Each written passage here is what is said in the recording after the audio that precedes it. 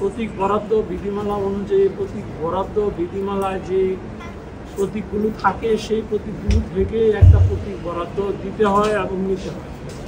সেই দিক থেকে যেহেতু নির্বাচন কমিশন একটি সাংবিধানিক প্রতিষ্ঠান, নির্বাচন কমিশন আইনগতভাবে কাজ করে, আইনের বাইরে কোনো কাজ নির্বাচন কমিশন করতে পারে না।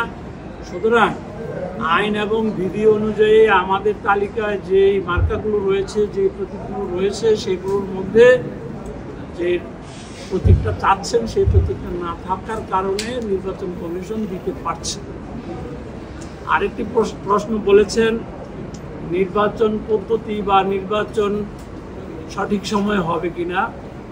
নির্বাচন ফেব্রুয়ারিতে না হওয়ার মতো কোনো কাজ বা কোনো ঘটনা এখনো ঘটেনি এবং অনেক কিছুই মিডিয়াতে আসছে। এগুলো আশা রাখি এগুলো আমাদের নির্বাচনের কোনো প্রভাব পড়বে না।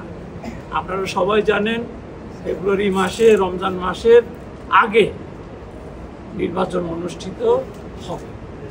আরেকটি বিষয় বলেছেন যে নির্বাচনের আগে সবাই অবাধ, সুষ্ঠু, নিরপেক্ষ নির্বাচনের কথা বলে, কিন্তু আসলে গিয়ে দেখা যায় যে বাস্তবে সেটি ঘটে না। নির্বাচন কমিশন আপনাদের কাছে এই মেসেজটি আমরা দিতে চাচ্ছি যে অতীতে আপনারা যা দেখেছেন, শুনেছেন, সেগুলো হওয়ার কোনো সুযোগ নাই, কোনো অবকাশ নাই। নির্বাচন কমিশন সাংবিধানিক প্রতিষ্ঠান, আইনের কাছে দায়বদ্ধ। বিদ্যমান আইন অনুযায়ী আপনাদের সকলের সহযোগিতায় একটা অবাধ এবং সুষ্ঠু নির্বাচন যাতে হয় সেজন্য কাজ করবে এবং ভালো নির্বাচন না হওয়ার কোনো বিকল্প